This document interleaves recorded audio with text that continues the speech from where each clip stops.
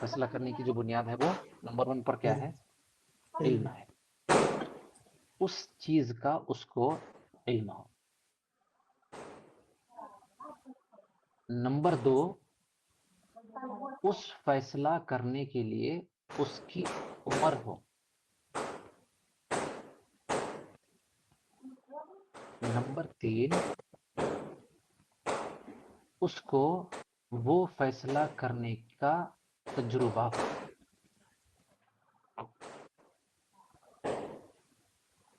آدمی کو فیصلہ کرنے کے لیے یا تو اس کا علم ہو یا اس کی عمر ہو یا اس کا تجربہ ہو. آدمی ان 3 حیثیت کی وجہ سے فیصلہ لیتا ہے اور ان 3 کی وجہ سے فیصلہ لینا چاہیے. اگر ہم نے اس کو ترک کر دیا، نہیں سمجھے، تو ہر شعبے میں، ہر فیلڈ میں فیل ہو جائیں گے. فیلڈ میں کیا ہو جائیں گے؟ فیل ہو جائیں گے.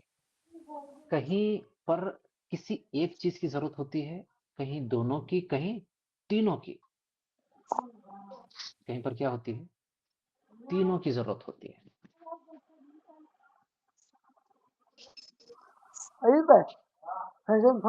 نماز کو صحیح کرنے کے لیے نماز کا علم ہونا ضروری ہے یا نماز کا تجربہ ہونا ضروری ہے یا عمر ہونا ضروری ہے؟ چل کر کھیت میں رہو نا، وہ صحیح ہونا. علم ہونا ضروری ہے. ٹھیک ہے.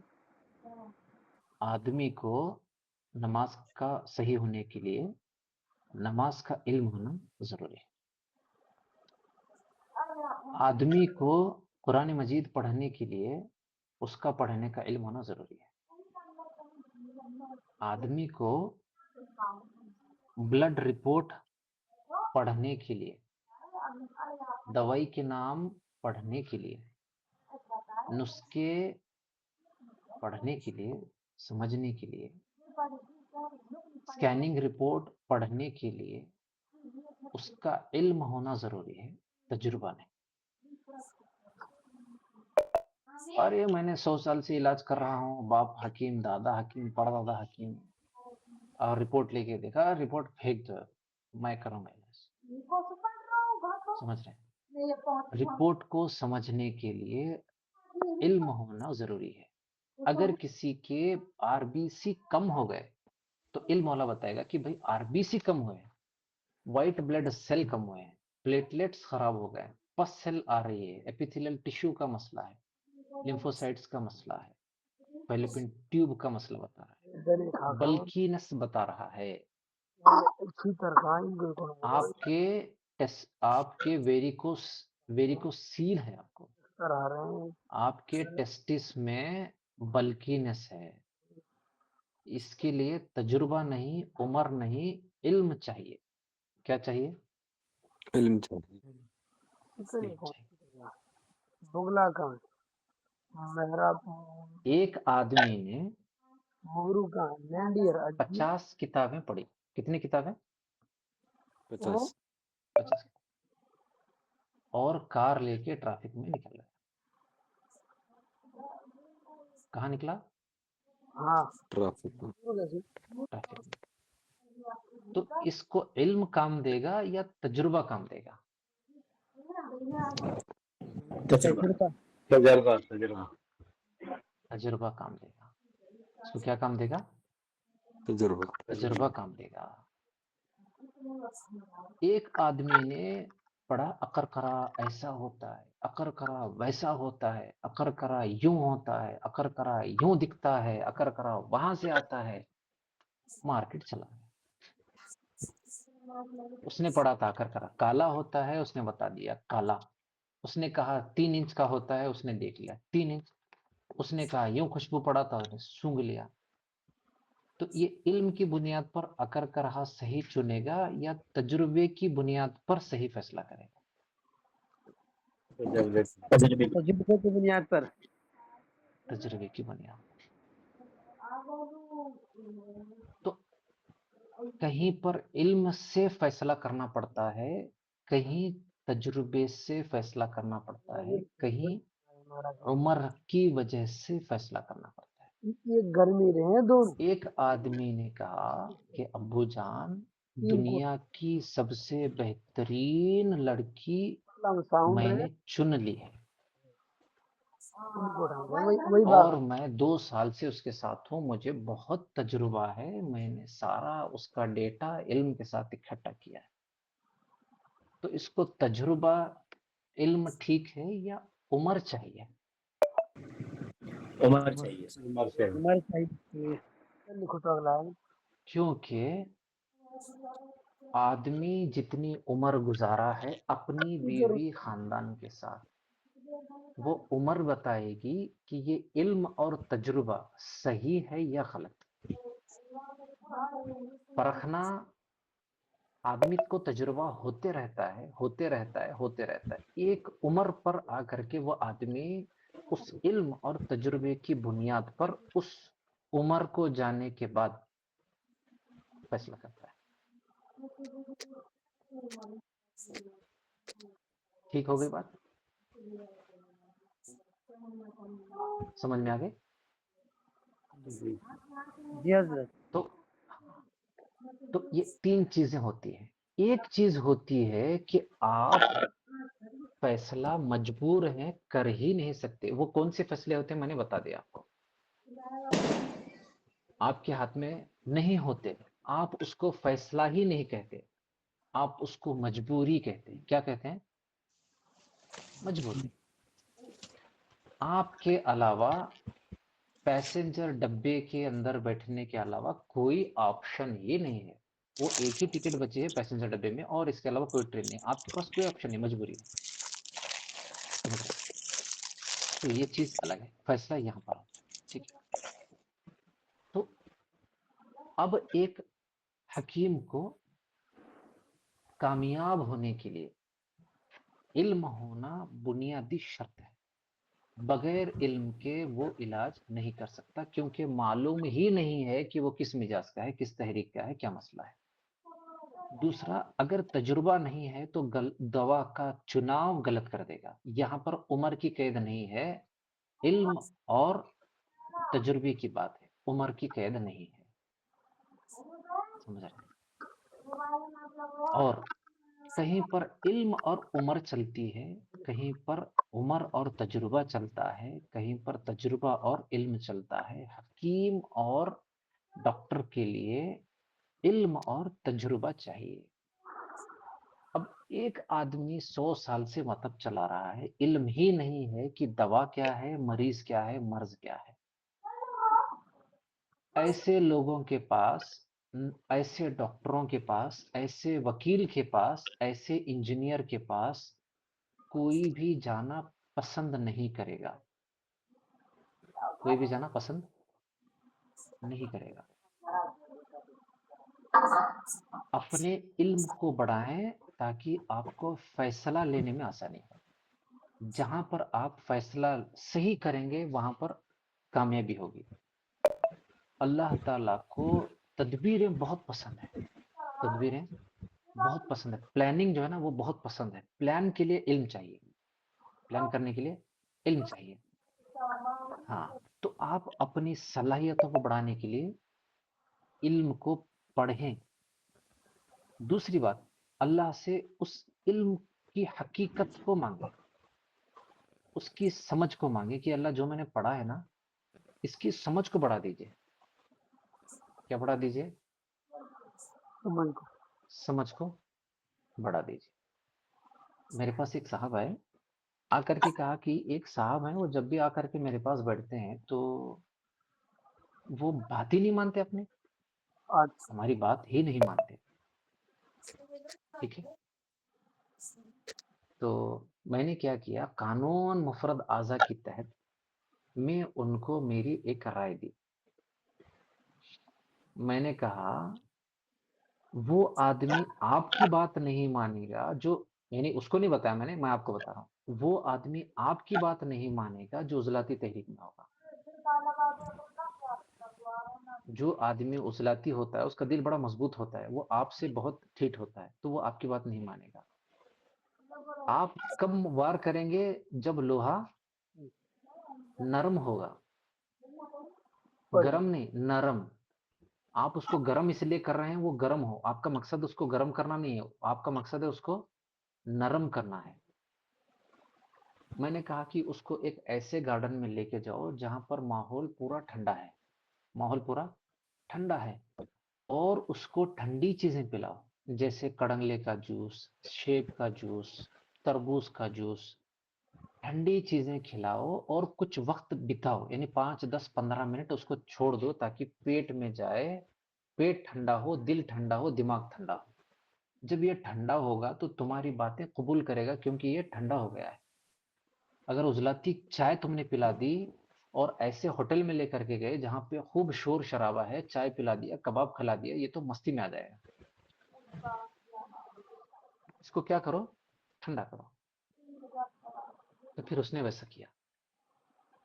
تو اور اگر آپ کو یہی بات آپ کی بیوی کو منوانا ہے، بیوی کو منوانا ہے تو کوئی اچھا سا جوس ٹھنڈا والا لا کر کے پلا دو، پھر آدھے گھنٹے کے بعد میں بات چھیڑ کر کے منوا لو. سمجھ رہے ہیں؟ تو یہ چیز ہوتی ہے، مان جائے گی پھر آپ کی بات. اب دوسری بات، فیصلہ کرنے کے لیے ان 3 چیزوں پر آپ دھیان دیں: علم، عمر، تجربہ.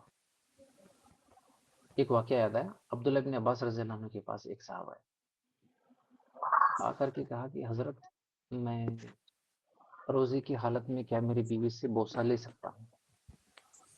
بس تو حضرت نے کہا کہ نہیں لے سکتے، اس کے ہی نکل گئے. کچھ دیر کے بعد ایک اور صحابہ ہے، کہا کہ حضرت کیا میں میری بیوی کو روزے کی حالت میں بوسہ لے سکتا ہوں؟ بولے کہ لے سکتے. تو جو شاگرد بیٹھے تھے تو کہا کہ حضرت تھوڑی دیر پہلے جو صاحب آئے تھے وہ کہا کہ آپ نے ہاں لے سکتے ہیں، تھوڑی دیر کے بعد ایک صاحب آئے کہا کہ نہیں لے سکتے، پہلے والے کو تو نہیں کہا، بعد والوں کو تو کہا ہاں لے سکتے. یہ ہوتا ہے تجربہ. ٹھیک ہے، علم اور تجربہ، علم اور تجربہ. تو کہا کہ حضرت کیا کیسے فیصلہ کیا؟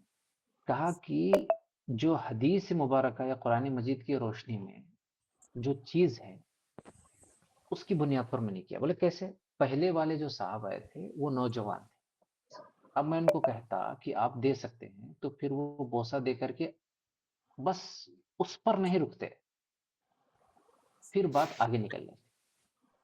جو دوسرے صاحب آئے تھے وہ اتنے بوڑھے تھے کہ وہ ایک نہیں 2 بھی دیتے،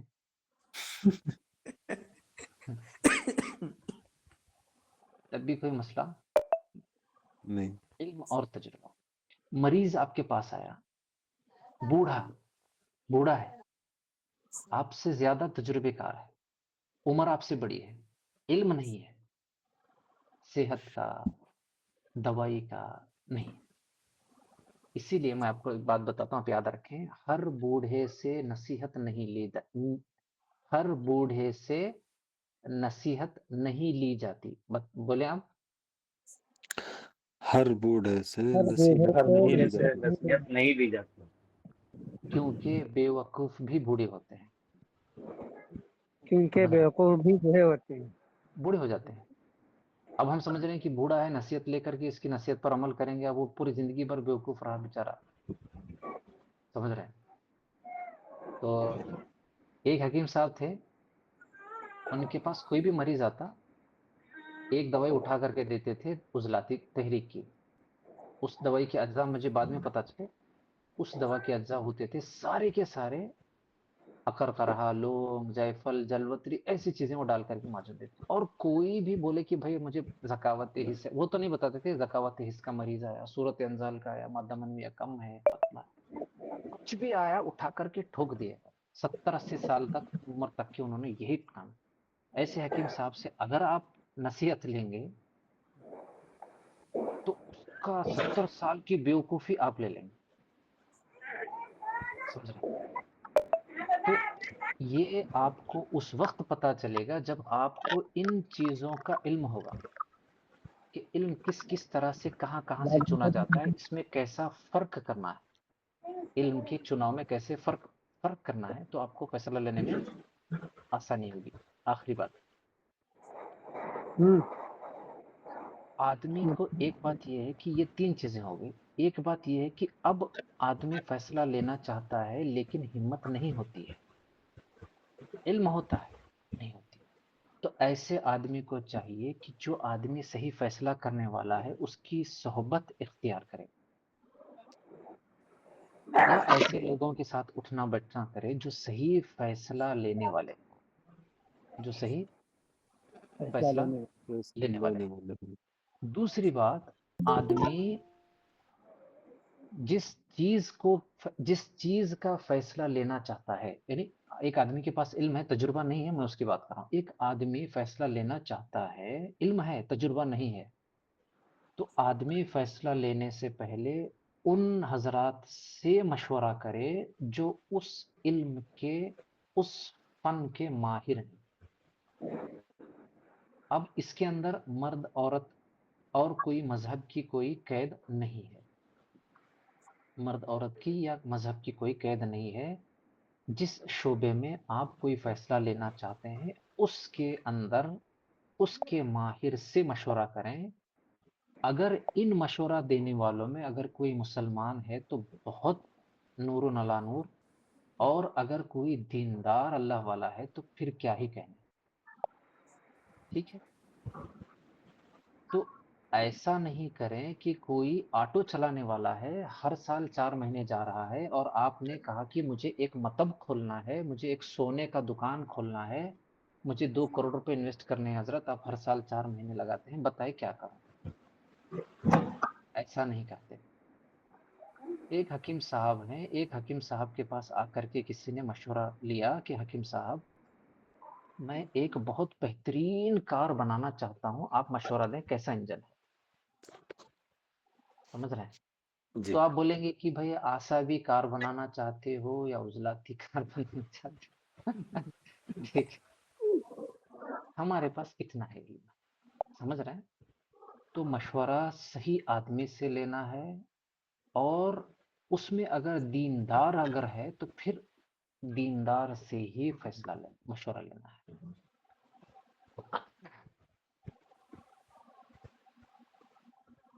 کسی بھی چیز کو فیصلہ کرنے سے پہلے کوئی اگر ایسا کام ہے جو آپ کے دنیاوی آخرت کی زندگی یا پھر بہت لمبے عرصے والا یا بڑا فیصلہ ہے، تو بغیر استخارہ کے کبھی کوئی بھی فیصلہ نہ کریں۔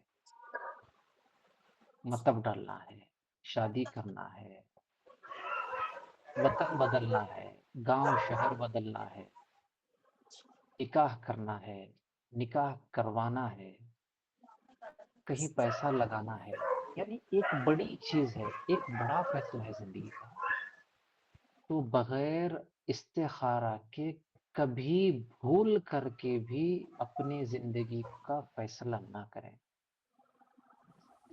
مشورہ کریں، اس کے بارے میں ساری معلومات اکٹھا کریں، اس کے بارے میں آن لائن ریسرچ کریں، سب کریں، اور استخارہ کی بنیاد پر ہی فیصلہ کریں۔ کچھ صحابہ کے بارے میں ایسا آتا ہے کہ ہم جب راستے میں نکلتے تو نکلتے نکلتے جب ہم کسی ایسے مقام پر پہنچ جاتے کہ جہاں پر 2 راستے آتے تو ہم وہاں کھڑے کھڑے استخارہ کرتے۔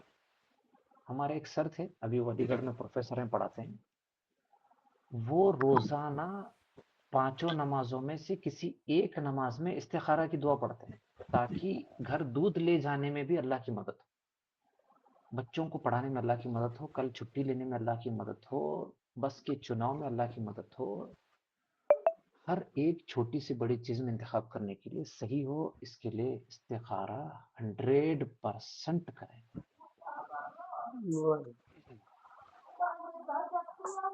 اب ہم آتے ہیں مطلب کی طرف، جس مریض کو آپ علاج کرنا چاہتے ہیں اس کا علاج کرنے کے لیے آپ کو فیصلہ کرنا ہے، بیوقوفی نہیں۔ किसी की बात को सुन करके उठा के दे दिए, ये बहुत गलत। अच्छा मैं आपको बताता हूँ, अभी आप जानने वाले हैं, अगर आप अब इसके बाद में आप ऐसे किसी डॉक्टर के पास चले गए कि आपने कहा कि मुझे पेट में बहुत दर्द है, उसने गोली दवाई उठा के दे दी, तो आप अपने इल्म की बुनियाद पर कभी उसकी दवा नहीं खाएंगे। क्यों? वो पूछा ही नहीं आपसे कहाँ दर्द हो रहा है, कहाँ गए थे, क्या खाए थे, कब से हो रहा है, आप पूछा नहीं, उठा के दे दिया, तो आप नहीं लेंगे दवा। आप उस डॉक्टर के पास चलेंगे जो आपको दबा के देखे, टेस्ट करे, सारी चीजें पूछे, तफसील ले, तब। तो आप पढ़ना शुरू करें, इल्म इकट्ठा करना शुरू करें हर चीज के लिए। चूंकि हमारा ताल्लुक अब तिब से है, तो मैं इसलिए तिब के बारे में बता रहा हूँ। नबी अलैहिस्सलाम ने इरशाद फरमाया, जिसका मफहूम है, अगर तुम फितने से बचना चाहते हो, फितने से बचना चाहते हो, तो फितने का इल्म हासिल करो। अब मैं इसको उसूल बुनियाद बना करके मैं आपको आगे बता रहा हूँ। अगर आप जहन्नम से बचना चाहते हैं, तो जहन्नम से बचने की सारी पैतरे, सारे हादिस इकट्ठा करें। जन्नत में जाना चाहते हैं तो जन्नत की सारा इल्म हासिल करें। अल्लाह को राजी करना चाहते हैं तो सारे वो इल्म इकट्ठा करें जिससे अल्लाह राजी हो। ठीक है। तो आप मतलब में माहिर बनना चाहते हैं, एक माहिर तबीब बनना चाहते हैं, तो इल्म इकट्ठा करना शुरू कर दें।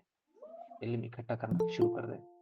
अगर आपको कुव्वत बाह का इल्म चाहिए, तो कुव्वत बाह के बारे में सब कुछ पढ़ लें। साइंस क्या कहती है, आयुर्वेद क्या कहता है, यूनानी क्या कहता है, कानून अफरद अज़ा क्या कहता है, फला हकीम क्या कहता है, फला हकीम क्या कहता है, फला हकीम क्या कहता है।